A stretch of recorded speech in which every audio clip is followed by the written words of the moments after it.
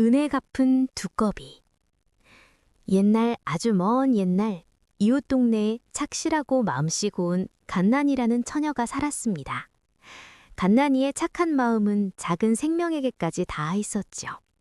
하루는 갓난이가 부뚜막에서 밥을 푸고 있는데 조그맣고 볼품없는 두꺼비 한 마리가 문턱에 와서 애처롭게 앉아 있었습니다. 갓난이는 측은한 마음에 방금 푼 따뜻한 밥 한 숟가락을 떠서 두꺼비에게 건네주었고 두꺼비는 그것을 날름 받아먹었습니다. 그 후로 두꺼비는 하루도 빠짐없이 갓난이가 밥을 풀 때마다 찾아와 밥을 얻어먹었습니다. 갓난이의 정성 어린 보살핌 덕분이었을까요? 그렇게 1년이 지나자 두꺼비는 처음과는 비교할 수 없을 만큼 잿더리보다도 더 커다랗고 듬직한 모습으로 자라 갓난이의 곁을 지켰습니다. 갓난이는 이 커다란 친구가 왠지 모르게 든든했습니다. 하지만 갓난이가 사는 마을에는 너무나도 끔찍한 악습이 전해 내려오고 있었습니다. 마을 뒷산 성황당의 신에게 해마다 18살 먹은 처녀를 제물로 바쳐야만 마을의 평화가 유지된다는 풍습이었죠. 그리고 슬프게도 올해 그 제물로 갓난이가 뽑히고 말았습니다. 갓난이는 눈물을 머금고 집을 나서기 전 두꺼비에게 마지막 밥상을 차려주었습니다. 그런데 이상하게도 두꺼비는 밥은 전혀 입에 대지 않고 갓난이의 치맛꼬리를 간절하게 물고 놓아주지 않았습니다. 갓난이는 그저 내가 없으면 밥 얻어먹기 힘들어서 따라가려는구나 하고 착각했습니다. 갓난이는 두꺼비를 안쓰럽게 여기며 치마톡 깊숙이 감추고 성황당 누각으로 향했습니다. 제사를 지낸 뒤 마을 사람들이 모두 돌아가자 누각에는 갓난이와 치마폭 속에 두꺼비만이 남겨졌습니다.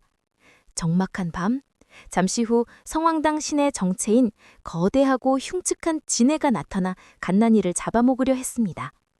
바로 이 순간 갓난이가 알지 못했던 두꺼비의 진심과 영웅적인 용기가 드러납니다.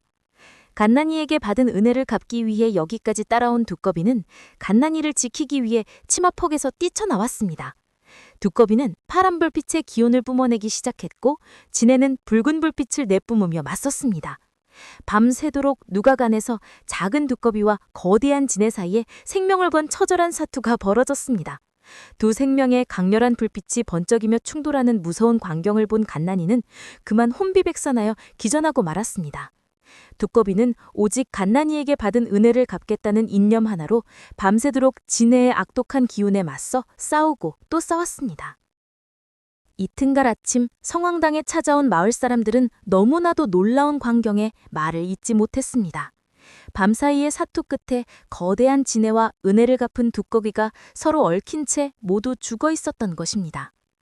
갓난이는 정신을 차려 자신을 구하고 희생한 두꺼비를 품에 안고 하염없이 눈물을 흘렸습니다. 지네와 함께 마을의 우환이 사라진 뒤 갓난이는 살아서 집으로 돌아왔고 이 감동적인 사연은 온 마을에 그리고 해당 고을의 사또에게까지 전해졌습니다. 사람들은 모두 두꺼비의 희생에 감격하며 통곡했고 지네의 시체는 불태우며 두꺼비의 넋을 위로했습니다. 이 영웅적인 이야기는 곧 임금님께도 알려져 마침내 사람을 제물로 바치던 악습이 국법으로 영원히 금지되었습니다. 마을 사람들은 지네를 모시던 성황당을 부수고 은혜 갚은 두꺼비의 넋을 비는 사당을 새롭게 지었습니다. 그 후 이 사연을 듣고 찾아온 벼슬을 지내 훌륭한 인품의 선비가 갓난이와 백년가약을 맺으며 갓난이는 행복한 가정을 이루고 살았습니다.